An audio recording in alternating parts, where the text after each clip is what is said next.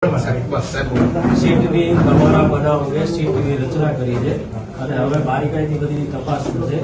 સરકારે જે રીતે સીટની રચના કરી છે એ જ પ્રમાણે આખા જિલ્લાના જે વકીલો છીએ આપણા સમાજના એમાં પણ અમે એવું નક્કી કર્યું છે. એક અમે આજે ભાવનગર જિલ્લામાંથી સમગ્ર વકીલ મિત્રો, કોળી સમાજના જે કંઈ વકીલ મિત્રો છે એ બધા જ આજે અમે જે કાંઈ બનાવ બન્યો છે બગદાણાની અંદર નવનીતભાઈનો, એના અનુસંધાને લીગલ કાર્યવાહી શું થઈ શકે એના માટે અમે આજે એમની મુલાકાત લીધી છે.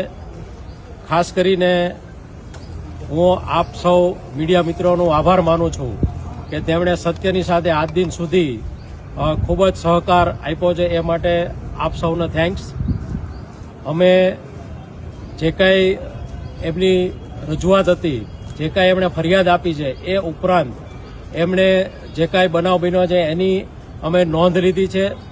ઉપરાંત આજે અમને જાણવા મળ્યું છે કે અમારા કોળી સમાજના તમામ ધારાસભ્યો, સંસદ સભ્યો અને સમાજના આગેવાનો એ ગાંધીનગરની અંદર સીએમને મળ્યા હતા અને ત્યારબાદ પરસોત્તમભાઈ સોલંકી છે એમના નિવાસસ્થાને પ્રેસ કોન્ફરન્સ પછી આ બનાવ અનુસંધાને સીટની રચના કરવામાં આવી છે. એ ખૂબ સારી બાબત છે અને અમે પણ સમગ્ર ભાવનગર જિલ્લાના જે વકીલો છે એમાં ખાસ કરીને જે ક્રિમિનલ ઉપર જે પ્રેક્ટિસ કરે છે એ સમગ્ર વકીલ મિત્રોમાંથી પણ અમે 6 જણની એક ટીમ આ કેસ અનુસંધાને મોનિટરિંગ માટે બનાવી છે અને એમાં અમારે બાબુલભાઈ વાળા, મુકેશભાઈ ઢાપા, મનીષાબેન રાઠોડ, ડીએમ ડાભી સાહેબ, અમારે હરેશભાઈ બાંભણિયા અને કિશોરભાઈ શેખ, આ 6 જણા છે. સમગ્ર આ કેસ જે બનાવ બન્યો છે આ કેસ અનુસંધાને એનું મોનિટરિંગ કરશે, એનું લીગલ છે એ બધું તપાસશે.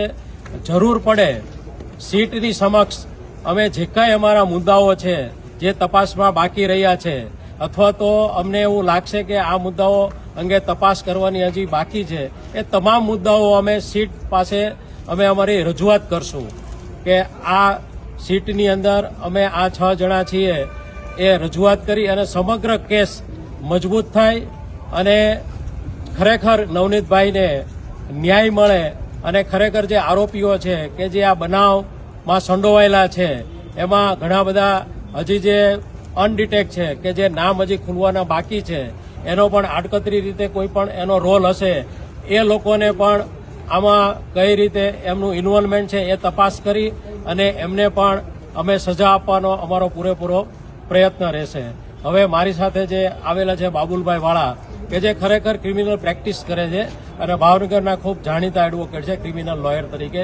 હું એમને કહીશ કે આ કેસની અંદર થોડું પ્રકાશ પાડશે. નવનીતભાઈની સાથે જે બનાવ બનેલો છે તે અમે બધા ભાવનગર જિલ્લાના તમામ વકીલશ્રીઓ સખત શબ્દોમાં આ બનાવને વખોડી કાઢીએ છીએ. નવનીતભાઈને પૂરતો ન્યાય મળે તે માટે અમે બધા વકીલો કટિબદ્ધ છીએ.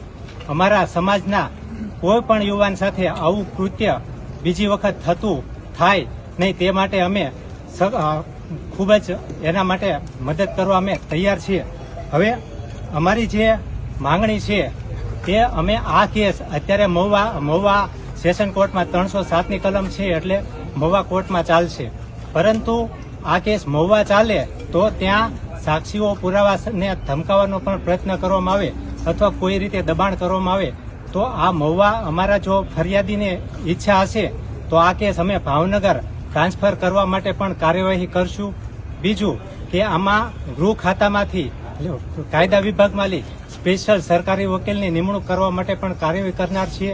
અને જો આ કેસમાં કોઈ સાક્ષી પુરાવા ટ્રાયલના તબક્કે સાક્ષી પુરાવાને કોઈ ભય હોય, પંચોને ભય હોય અથવા ફરિયાદીને ભય હોય તો એને ડીએસપી દ્વારા પૂરતું રક્ષણ આપવામાં આવે. કોર્ટમાં પણ રજૂઆત કરશું કે જે સાક્ષી જુબાની દેવા આવે, જે પંચને લાવવામાં આવે તેને પૂરતા પોલીસ બંદોબસ્ત સાથે કોર્ટમાં લાવવામાં આવે. તે અંગે અમે તમામ પ્રકારના પ્રયત્નો કરશું અને નવનીતભાઈને ન્યાય અપાવવા માટે જે કાંઈ કરવું પડે તે માટે અમે બધા વકીલો કટિબદ્ધ છીએ. મુકેશભાઈ ઢાપા છે. એસઆઈટીની ટીમને અમારા વકીલ મંડળ દ્વારા જે અમારા 6 સભ્યોની ટીમની નિમણૂક કરવામાં આવેલ છે તેને અમારા દ્વારા જે તપાસમાં ક્યાંય પણ કોઈ ઢીલાશ ન રહી જાય તે માટે રજૂઆતો કરવામાં આવશે અને નવનીતભાઈના આરોપીઓને તત્કાલ સજા મળે તે માટે અમે સમગ્ર ભાવનગરના વકીલો, કોળી સમાજના વકીલો તત્પર અને તૈયાર રહેશું એ માટેની અમે ખાતરી આપીએ છીએ. જય કોળી સમાજ.